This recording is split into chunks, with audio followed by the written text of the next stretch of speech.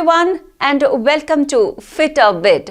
Fit a Bit के माध्यम से हमने आपसे वादा किया है कि हम आपकी मुलाकात करवाएंगे ऐसे हेल्थ एक्सपर्ट्स के साथ जो आपके शरीर को सही रखने में आप सबकी मदद करेंगे। और इसी हवाले से आज के इस अंक में हम फिट अ बिट के माध्यम से आपकी मुलाकात कराएंगे डॉक्टर वाईपी गुप्ता से, जो कि एक फिजिशियन स्पेशलिस्ट हैं।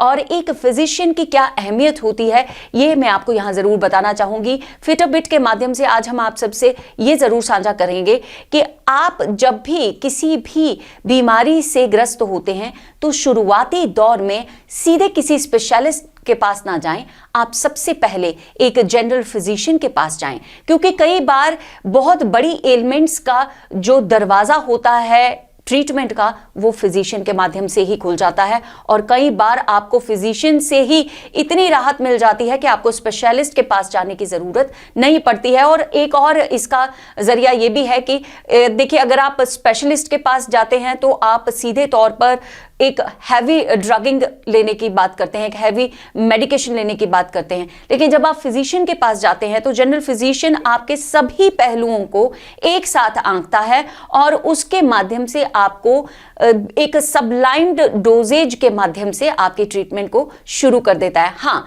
ये जरूर है कि अगर आपकी एलिमेंट फिजिशियन के लेवल से थोड़ी हायर लेवल की है और आपको स्पेशलिस्ट की जरूरत है तो आपके फिजिशियन आपको खुद ही किसी स्पेशलिस्ट के पास रेफर कर देंगे। लेकिन हम सबके लिए यह जरूरी हो जाता है कि जब हम किसी भी बीमारी से ग्रस्त होते हैं तो सबसे पहला जो कंसल्टेशन है वो एक जनरल फिजिशियन से लिया जाए। इसीलिए हम आज आपकी मुलाकात करवाएंगे एक जनरल फिजिशियन जो जम्मू कश्मीर के नामी गिरामी जनरल फिजिशियन में से एक हैं, वाईपी गुप्ता जी। और ये ओपीडी के माध्यम से लोगों का इलाज करते हैं। जी हाँ, ओपीडी जिसका नाम सुनते ही आजकल कोरोना काल में हम लोग डर जाते हैं ना, ऐसी ही एक ओपीडी जैन क्लिनिक के यहाँ पे चलती है। और इस ओपीडी में वाईपी गुप्ता जी जो हैं वो हम सबका इलाज करने के लिए तत्पर रहते हैं। आप ओपीडी जरूर जाएं और क्या कहेंगे वो हमारे जनरल हेल्थ के बारे में। और एक नॉर्मल सी जो बात आजकल हमें सीजनल चेंज में नजर आती है, दैट इज फीवर। तो फीवर से क्या सिम्टम्स हो सकते हैं और फीवर से क्या क्या हानियां हम सबको हो सकती हैं, और फीवर के साथ किस तरह ट्रीट किया जा सकता है घर पर बैठकर भी, और फिजिशियन के पास जाना क्यों जरूरी है अगर आपको नॉर्मल फीवर महसूस होता है। इन सभी बातों पर चर्चा करेंगे वाईपी गुप्ता जी के साथ। लेकिन उसके लिए हम आपको लेके चलेंगे उन्हीं की ओपीडी में, जैन क्लिनिक। तो आइए चलते हैं। तो जैसा कि हमने आपसे कहा था कि हम आज आपको लेकर के जाएंगे जैन क्लिनिक में, जहां पर एक ओपन ओपीडी रहती है इमरजेंसी सर्विसेज के लिए। और उन्हीं इमरजेंसी सर्विसेज में हमारे साथ आज जुड़े हुए हैं डॉक्टर वाईपी गुप्ता। और आज हम बात करेंगे जनरल फिजिकल हेल्थ के रिलेटेड। सर, आप क्योंकि जनरल फिजिशियन हैं और आम तौर पर लोग जो हैं किसी भी प्रॉब्लम को लेकर के एक फिजिशियन की ओर ही पहले रुख करते हैं, कितना ज़रूरी आपको लगता है कि कुछ लोग ऐसे भी होते हैं कि उनको ये लगता है कि भाई मुझे पीठ में दर्द शुरू हो गई है तो मुझे सीधा ऑर्थोपैड के पास ही जाना चाहिए, फिजिशियन को थोड़ा निगलेक्ट करके सीधा स्पेशलिस्ट के पास चले जाते हैं। क्या लगता है आपको, क्या पेशेंट्स को सबसे पहले फिजिशियन के पास आना चाहिए और क्यों इम्पॉर्टेंट है पहले एक जनरल फिजिशियन के पास आना? इसमें ऐसा है कि जब जनरल फिजिशियन अवेलेबल है तो उसके बेसिक लाइन जो है, basic line of treatment general physician ही तय करता है। क्योंकि उसको ये देखना पड़ता है कि पहले उसको बेसिक प्रॉब्लम क्या है। जो अगर उसको आर्थो की भी प्रॉब्लम है तो उसमें उसको पहले देखना पड़ेगा ये बोन्स वगैरह की क्या पोजीशन है, उसका कैल्शियम मैग्नीशियम D3 वगैरह की क्या पोजीशन है, वो तो फिजिशियन ही तय करेगा। अगर उसमें ही इज़ हेल्पलेस, अगर वो नहीं कर पाएगा तो then he will refer the patient to orthopaedics. या किसी का गैस्ट्रो की भी प्रॉब्लम है, गैस्ट्रोएंटरोलॉजिस्ट की प्रॉब्लम है, अगर उसने गैस्ट्रोएंटरोलॉजी के पास जाना है तो वो सबसे पहले फिजिशियन के पास आएगा, क्योंकि बेसिक लाइन जो है वो फिजिशियन तय करेगा। तो एक अगर हम कहें कि जो बेसिक केयर है और बेसिक आउटलुक जो है आपकी बॉडी का, वो सबसे ज़्यादा जनरल फिजिशियन तय करते हैं पहले, और उसके बाद ही रेफरेंस आगे मिलती है। सर, आगे अगर हम जनरल फिजिकल हेल्थ की बात करें तो कौन से ऐसे पैरामीटर्स होंगे जिनके ऊपर आप एक जनरल बॉडी को नॉर्मल हेल्थ में मानेंगे, और कौन से ऐसे सिम्टम्स होंगे जिनमें हम ये समझ सकते हैं कि अभी जनरल बॉडी जो है हमारी वो थोड़ी सी एबनॉर्मल हो रही है और हमें फिजिशियन को कंसल्ट करना चाहिए? जब किसी पेशेंट को ऐसा कुछ फीलिंग आए कि उसको जनरल बॉडी में जनरल वीकनेस लग रही है, उसके कई कारण हो सकते हैं, क्योंकि कई बार वो ऐसा होता है कि बॉडी की सैचुरेशन डाउन होना शुरू हो जाती है due to any reason, plus उसमें गैस्ट्रिक प्रॉब्लम शुरू हो जाए, गैसियस एक्सचेंज प्रॉब्लम आना शुरू हो जाती है और डाइजेस्टिव प्रॉब्लम्स हो जाती हैं। उस सिलसिले में बेसिक जो है वो फिजिशियन का ही रोल है, जो देखेगा कि उसको क्या रिक्वायरमेंट है इस वक्त। जब मेडिसिन से यहाँ से ही उसको ट्रीटमेंट हो सकता है या उसको रेफ़र किया जा सकता है। सर, एक जनरल ट्रीटमेंट की अगर हम बात करें और एक जनरल एलिमेंट की अगर हम बात करें, तो एलिमेंट तो खैर नहीं होगी, लेकिन एक जनरली शिकायत रहती है हर किसी को। मॉर्निंग में उठते ही गैस्ट्रिक अपसेट की प्रॉब्लम्स रहती हैं, किसी को बर्पिंग की प्रॉब्लम रहती है, मतलब कभी डकार आना शुरू हो जाते हैं हमें, कभी हमारे पेट में ट्विस्ट और टर्न्स शुरू हो जाते हैं। तो ऐसे में हम लोग घर पर बैठकर कोई भी मेडिसिन उठा करके खा लेते हैं। तो क्या कहेंगे आप, कितना सही होगा ये? और क्या ऐसी जो हमारी रूटीन में हमें ये बर्पिंग की प्रॉब्लम हो रही है या रूटीन में हमें एक गैस्ट्रिक प्रॉब्लम हो रही है, तो उसमें क्या हमें सबसे पहले फिजिशियन को देखना चाहिए? हाँ, फिजिशियन को दिखाना ज़रूरी है, क्योंकि आजकल आपको कह रहे हैं कि लाइफस्टाइल भी चेंज हो गया है, प्लस लोगों का डाइटरी इंटेक भी चेंज हो गया है, जो हार्ड एंड फास्ट होता है इस किसी भी प्रॉब्लम के लिए। जब हम प्रॉपरली मेडिसिन अपनी लेंगे ड्यू टू ये डॉक्टर्स की कंसल्टेशन के साथ, तब that will be better. Self medication है दैट इज़ द हार्मफुल, और वो कभी भी किसी पेशेंट को नहीं लेनी चाहिए। छोटी मोटी प्रॉब्लम हो तो जो ड्रग्स हैं जो नॉन हैं वो ले सकते हैं, लेकिन अगर प्रॉब्लम थोड़ी सी एग्रीवेट हो जाती है तब उनको डॉक्टर को कंसल्ट करना चाहिए, प्रेफरेबली जनरल फिजिशियन को। आजकल मौसम बदलता हुआ नज़र आ रहा है सर। सर्दियां थी और अब सीधे धीरे धीरे हम गर्मियों की ओर जा रहे हैं, लेकिन अक्सर ऐसा होता है कि जब सीजनल चेंज आती है तो लोगों को स्नीजिंग की प्रॉब्लम हो जाती है, लोगों को बॉडी एक्स की प्रॉब्लम हो जाती है, या कहीं ना कहीं नौशिया फील करना शुरू कर देते हैं। वॉमिटिंग अक्सर बच्चों में देखी गई है, वॉमिटिंग हो जाती है सीजनल चेंज में बच्चों को। तो उस समय आप क्या एक सोच देंगे, सजेशन देंगे एक जनरल फिजिशियन के पास आकर के हमें चेक करवाना चाहिए, या नॉर्मली घर में बैठ के वेट करना चाहिए कि बस 2-4 दिन के बाद ये खुद ही ठीक हो जाएगी? नहीं, ऐसा नहीं है। एक काम करना चाहिए कि कोई भी ऐसा किसी को प्रॉब्लम हो, सबसे पहले अपनी बॉडी की इम्यूनिटी रेज करनी है। बॉडी की इम्यूनिटी रेज करेंगे तो छोटी मोटी जो प्रॉब्लम है वो खुद ब खुद सॉल्व हो जाएगी। अगर इन केस तब भी नहीं होती, तब एक जनरल फिजिशियन को दिखा करके तो बेसिक ट्रीटमेंट जो वो लेना बड़ा ज़रूरी है। सेल्फ मेडिकेशन कभी नहीं करनी चाहिए। सर, ये बेसिक ट्रीटमेंट की जो आप बात कह रहे हैं कि अगर नॉर्मल हमें बॉडी एक्स होती हैं या हमें हल्का सा फीवर महसूस होता है, या अक्सर हमने देखा है कि जो हमारे छोटे बच्चे हैं, क्योंकि आजकल फिजिकल एक्टिविटी है नहीं किसी की भी, तो घर पे बैठे बैठे ही उन्हें बुखार हो जाता है या हड्डियों में दर्द होना शुरू हो जाती है। ऐसे में आप क्या एक simple suggestion as a physician कहेंगे जो हम घर बैठ के अपने बच्चों को एज अ मेडिकेशन दे सकें? देखिए, अगर माइनर टेम्परेचर होती है तो उसके लिए घबराने की कोई ज़रूरत नहीं है। टेम्परेचर ऑटोमेटिकली 2 दिन के अंदर या 3 दिन के अंदर अंदर सबसाइड हो जाएगी। जैसे ही टेम्परेचर होगी, बॉडी की एंटीबॉडीज़ डेवलप होंगी, और बॉडी की एंटीबॉडीज़ डेवलप होंगी, they will combat the infection automatically. In case किसी में इन्फेक्शन ज़्यादा होता है, नहीं कवर अप होता, then and then only you can consult a physician. तो अगर इनिशियल स्टेजेस पर हल्का बुखार है तो उसमें डरने की कोई बात नहीं No है। need, no सिर्फ need. बुखार से रिलेटेड इस समय सबसे ज़्यादा आपको भी पता है कि कोरोना के सिम्टम्स डर जाते हैं लोग कि बुखार हो गया मुझे, अब मुझे डॉक्टर के पास नहीं जाना, अगर मैंने टेस्ट करवाया तो मेरा पॉजिटिव आ जाएगा। ऐसे में आप क्या कहेंगे? उसमें यह है कि आप ये ध्यान रखना पड़ता है कि सबसे पहले जो SOPs हैं वो मेंटेन करनी है। उसके मेंटेन करने के बावजूद भी अगर किसी को बुखार हो जाता है या स्नीजिंग हो जाती है, दैट मेक्स नो डिफरेंस, कोई प्रॉब्लम नहीं होती उससे। अपना जैसे गर्म पानी पियो, स्टीम ले लो, और गार्गल्स, सलाइन गार्गल्स कर लो, उससे भी जो रेस्पिरेटरी ट्रैक्ट है वो क्लियर हो जाता है। उसमें मेडिसिन लेने की कोई ज़रूरत नहीं होती।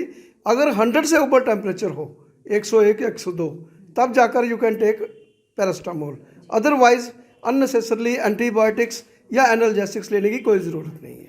एनाल्जेसिक्स और ख़ास तौर पर पैरास्टामोल की अगर हम बात करें तो अक्सर हम लोग कभी सर दर्द हुआ या कोई हल्की सी बॉडी एक हुई तो हम ये एकदम से पैरास्टामोल खा लेते हैं। Is it good for our health कि हम बिना सोचे समझे, बिना कंसल्ट किए पैरास्टामोल ले लें? देखिए, पैरास्टामोल जो है वो ऑटोमेटिकली इसके ऊपर, लिवर के ऊपर इफेक्ट करती है। पैरास्टामोल या कोई एनाल्जेसिक वो हमें अननेसेसरली कभी भी इसका इंटेक नहीं करना चाहिए। जब भी करना है पहले वेट एंड वॉच करो, अगर अपने आप ये टेम्परेचर कंट्रोल में हो जाती, क्योंकि 80% टेम्परेचर कंट्रोल में हो जाती विदाउट पैरास्टामोल, बॉडी की इम्यूनिटी ऐसी होती है। इन केस अगर नहीं हो, अगर 100 से ऊपर क्रॉस कर जाए 101 102, तब you can take paracetamol, but not frequently. आजकल सर एक प्रचलन में आ गई है डोलो। तो आजकल अक्सर लोग हल्का सा भी अगर थोड़ी सी खराश भी लगती है तो लोग डोलो खा के बैठ जाते हैं कि भाई अब डोलो खा लिया, अब मुझे कोरोना नहीं होगा। तो इसमें आप क्या सजेस्ट करेंगे लोगों को कि किस तरह की एहतियात बरतनी होती है, और क्या डोलो ले लेना, वैसे आप बता ही चुके हैं कि self medication is not good for health, but अगर लोग यूं ही हर छोटी चीज़ के लिए उसे कोरोना का सिम्टम समझकर डोलो खाना शुरू कर देंगे तो उससे क्या साइड इफ़ेक्ट्स हो सकते हैं? देखो, मैंने आपको पहले कह दिया कि कोई भी हम एनाल्जेसिक या पैरास्टामोल, डोलो 650 मिलीग्राम है, 650 मिलीग्राम, और 650 मिलीग्राम को डाइजेस्ट करना it is not an easy job. तो ये अननेसेसरली नहीं लेनी चाहिए जब तक कोई डॉक्टर इसको ना बोले।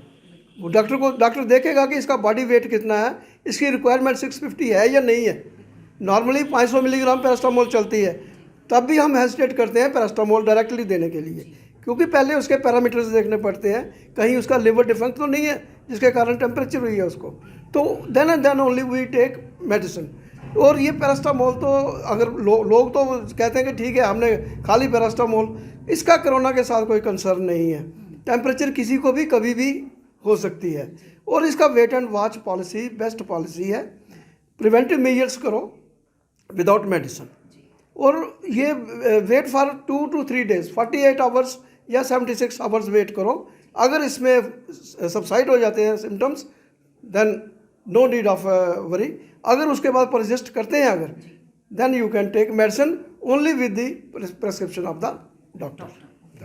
सर, प्रिवेंटिव मेजर्स की आपने अभी बात की, तो किस तरह के प्रिवेंटिव मेजर्स आप हमारे दर्शकों को सजेस्ट करेंगे जो वो घर पर रहकर ले सकते हैं? वो मैंने बताया ना, अगर तो रेस्पिरेटरी ट्रैक्ट इन्फेक्शन है उसके कारण टेम्परेचर है अगर, तब आप सबसे पहले आप सलाइन गार्गल्स करो, स्टीम ले लो, प्लस ये मेडिसिन वगैरह को छोड़ करके तो आप कोई एक्सपेक्टोरेंट कोई ले सकते हो। अगर 100 से नीचे टेम्परेचर है तो पैरास्टामोल की भी कोई ज़रूरत नहीं है, वो ऑटोमेटिकली ये बॉडी की इम्यूनिटी जो है वो गेन कर लेगी। और सबसे पहले ये बात है कि मैं कहूँगा कि सबसे पहले आप अपनी बॉडी की इम्यूनिटी गेन करो। बॉडी की इम्यूनिटी गेन करने के लिए बॉडी को हेक्टिक रखना पड़ता है। सुबह उठ के मॉर्निंग वॉक करो, योगा करो, इससे बॉडी की इम्यूनिटी गेन होती है। जब योगा हम करेंगे, योगा के मैं खुद सुबह 6 बजे उठ के योगा करता हूँ, आई एम 68 ईयर्स ओल्ड। तो सुबह योगा करके उसके बाद आई फील फ्रेश। और जो भी रेस्पिरेटरी ट्रैक्ट इन्फेक्शन विलोम विलोम जब करते हैं ना हम, तो जो रेस्पिरेटरी ट्रैक्ट का छोटा मोटा इन्फेक्शन, डस्ट वगैरह जो होती है वो वॉश आउट हो जाती है। तो ये छोटी मोटी प्रॉब्लम्स हैं, इनके लिए किसी को भी पैनिक होने की ज़रूरत नहीं है। ये प्रिवेंटिव मेजर्स घर में बैठ के भी कर सकते हैं। अगर 76 आवर्स के बाद अगर टेम्परेचर रीगेन करती है, then you can consult doctor.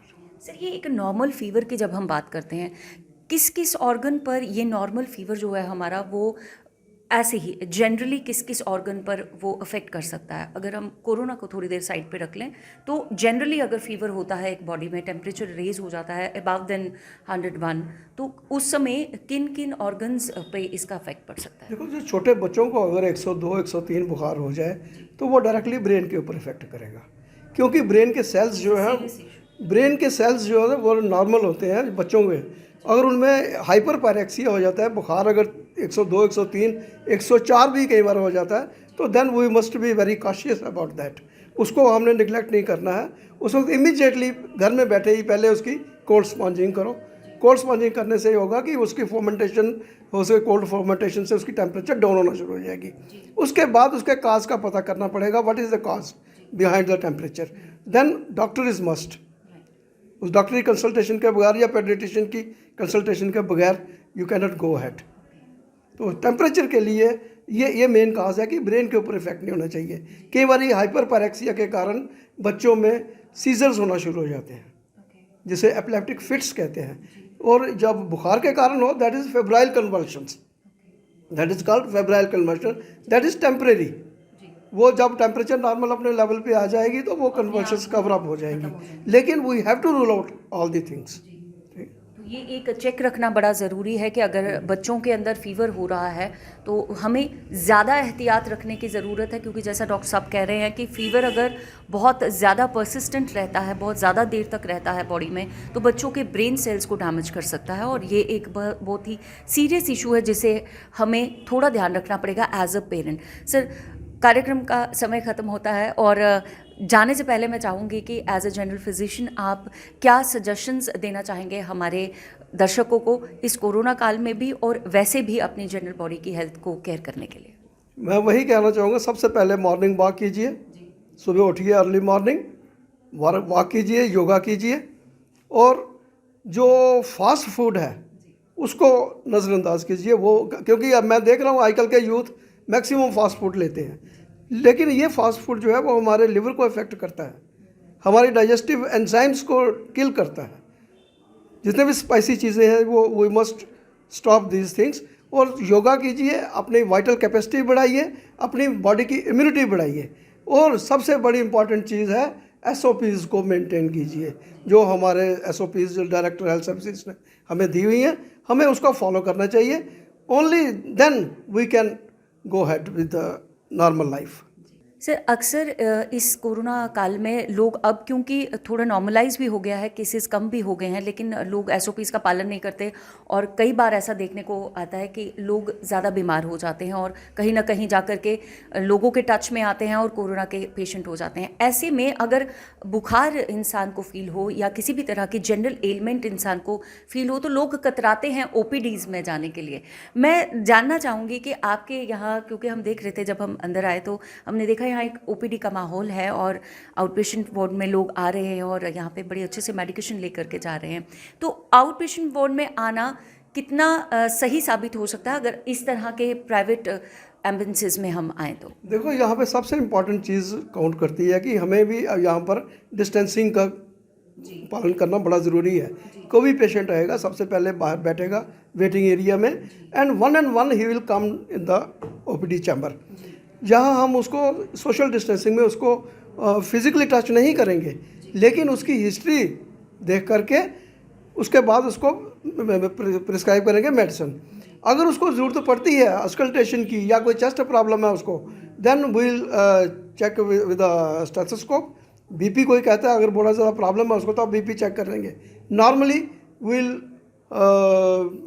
Low contact में आप बिल्कुल, जो SOPs में भी है कि we should not go in for low contact. इस वक्त जो हमारे पास पेशेंट आते हैं at a distance of 6 feet खड़े होते हैं, वहाँ पे मैं उनको हिस्ट्री लेता हूँ, उसको मेडिसिन देता हूँ और वहाँ से डिस्पेंसरी से वो मेडिसिन लेते हैं एज पर रिक्वायरमेंट। जी, तो ये एक यहाँ से धारणा बिल्कुल स्पष्ट हो जाती है। जो आम लोग आजकल ये सोचते हैं कि हम OPD में जाते हैं, डॉक्टर हमें टच करके नहीं देखते हैं, तो ये एक दिशा निर्देश है, एक ऐसा हेल्थ SOP है जो गाइडलाइन हमें डायरेक्टरेट ऑफ हेल्थ से ही मिली हुई है और इसके तहत ही डॉक्टर्स जब तक ज़रूरी नहीं होगा तब तक आपको बॉडी कांटेक्ट में नहीं लाएंगे। तो ऐसे में आप OPDs में जाने से ना कतराएं और OPDs में ज़रूर जाएं, आप अपना चेकअप ज़रूर करवाएं, क्योंकि जब तक आप किसी फिजिशियन से या किसी स्पेशलिस्ट से अपना चेकअप नहीं कराएंगे, सेल्फ मेडिकेशन के बल पे बैठे रहेंगे, तो कहीं ना कहीं हमारी ही सेहत के लिए वो हानिकारक साबित हो सकता है।